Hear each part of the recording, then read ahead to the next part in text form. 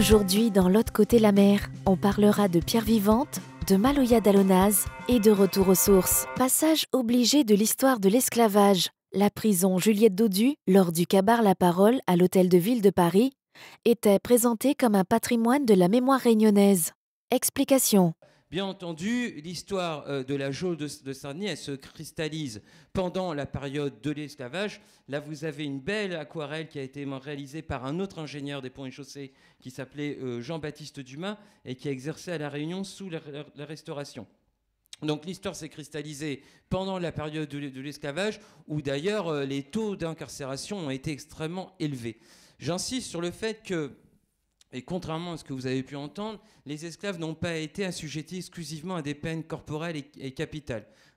Bien au contraire, et depuis le milieu du XVIIIe siècle, alors pour des raisons éventuellement philanthropiques, mais surtout pour le fait que l'esclave, c'est d'abord un coût, et qu'on commence à cette époque à essayer, on va dire, de ne pas trop abuser de la main-d'œuvre ou de bien l'entretenir. Donc les esclaves ont été parfois condamnés tant dans le cadre de la justice domestique du maître, qui possède lui-même sa salle de police sur l'habitation, que par la puissance publique, par les juridictions de droit commun. Il arrive parfois que l'esclave soit condamné par une juridiction de droit commun. Ces esclaves ont donc été condamnés à des peines privatives de liberté, qu'on appelle peines de chaîne ou de fer. Les esclaves ont été très tôt assujettis au port de main de chêne. On voit ici ces deux esclaves main de chêne qui travaillent dans les rues de Saint-Denis. D'une part, assujettis au port de main de chêne et d'autre part, à l'exercice d'un travail obligatoire.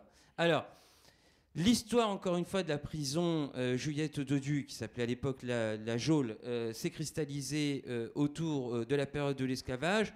N'oublions pas que cette prison a été, on va dire, d'abord celle de tous ces hommes et ces femmes qui, par des actes de résistance, entre guillemets, du quotidien, c'est-à-dire pour un vol de poule ou un vol d'aliments, pour avoir marronné plus d'un mois, ont été condamnés par une juridiction de droit commun pour exécuter une peine à l'intérieur de cet établissement.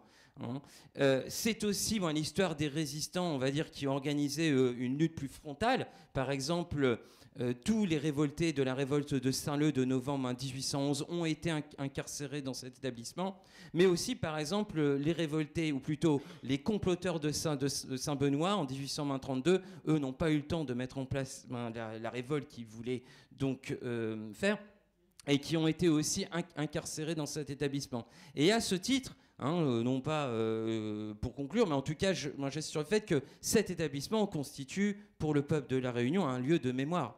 Je répète, un lieu de mémoire incontestable. Plus qu'une histoire de Maloya, c'est une histoire de Dallons, des Dallons réunis à Bordeaux. Rencontre. À la base, moi j'ai rencontré en premier Raphaël et Fa sur Bordeaux. Ils étaient en train de jouer du Maloya avec d'autres camarades.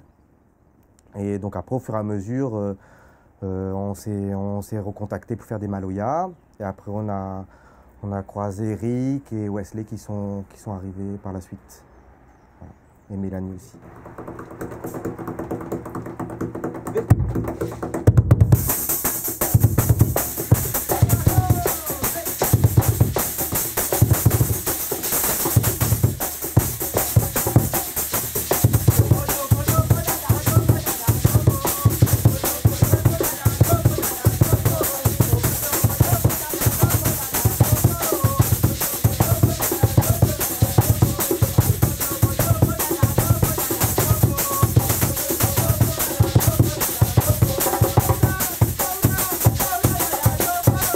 À La Réunion, j'ai quitté La Réunion il y a 1 an et demi, donc j'ai passé toute mon enfance, mon adolescence là-bas.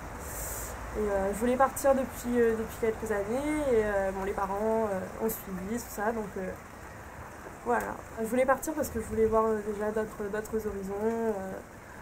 Voilà, ça m'a attiré un peu aussi la France, de découvrir ce que c'est, d'autres climats, voilà, d'autres personnes. Ça a fait un gros changement de sortir de l'avion pour venir dans ce froid glacial, on va dire. Je ne suis pas réunionnais, je suis kabyle, vietnamien et français.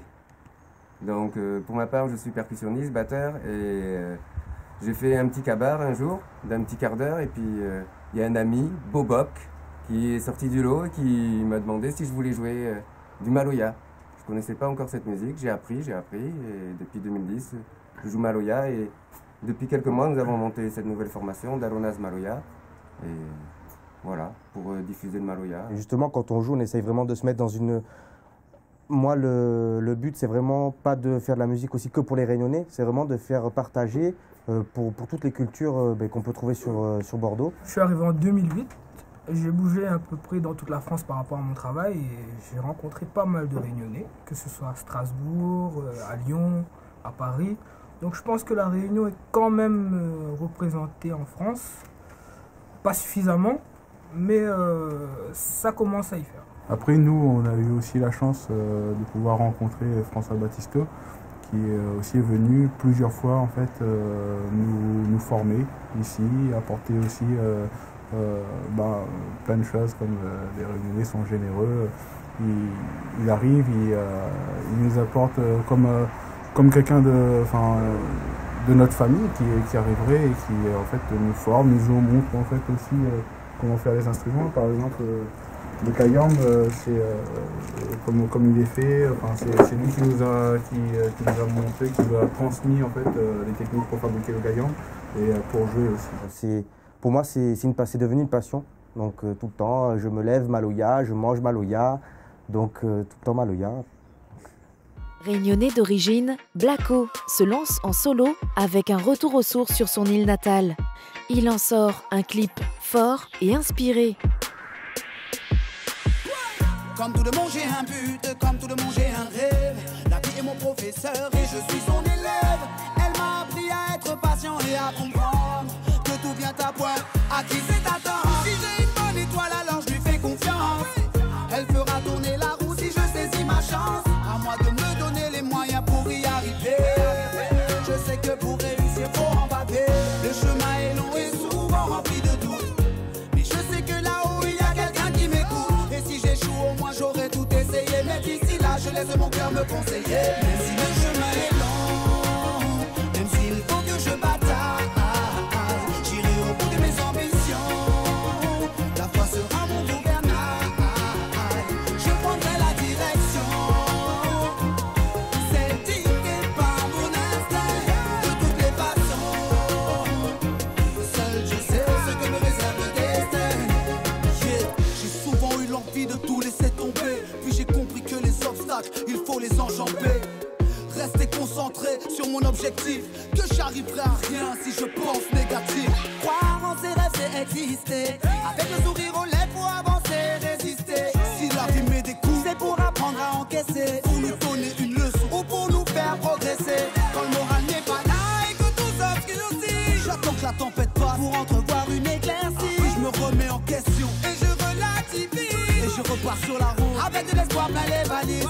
Accroché à mes rêves comme quand j'étais enfant. Je ne lâche pas l'affaire, je continue à aller de l'avant. Et qu'il se réalise ou pas, j'irai quand même jusqu'au bout. On verra bien à l'arrivée si ça remballe le coup. Même si le chemin est long, même s'il faut que je bataille, j'irai au bout de mes ambitions. La foi sera mon gouvernail. Je prendrai la direction, celle dictée par mon instinct. De toutes les façons, seul je sais ce que me réserve le destin. Le chemin est long et dans la vie rien n'est facile. Pour tenir le coup j'ai un bon ustensile. L'amour de mes proches est ma source de motivation. Il fait grandir mes rêves et nourrit mes ambitions. Oui c'est vrai, faudra que je sois fort et courageux. Je devrais ignorer les envieux et les rageux. Je lèverai les yeux vers le ciel même s'il est orageux. Oui je ferai tout mon possible car lourd est l'enjeu. Je mettais tout en œuvre pour aller toucher mes rêves. Je vivrai l'instant présent car la vie est trop brève. Seul Dieu sait ce qui est écrit pour moi. Alors je verrai bien, je fais mon chemin, demain on verra. Même si le chemin est long, même s'il faut que je bataille, j'irai au bout de mes ambitions. La foi sera mon gouvernail. Je prendrai la direction, celle dictée par mon instinct. De toutes les façons, seul je sais ce que me réserve le destin. C'est tout pour aujourd'hui. La semaine prochaine, dans l'autre côté la mer, nous parlerons de mémoire vivante, de pique-nique réunionnais en métropole, de Léni à Paris et de Cadence des îles.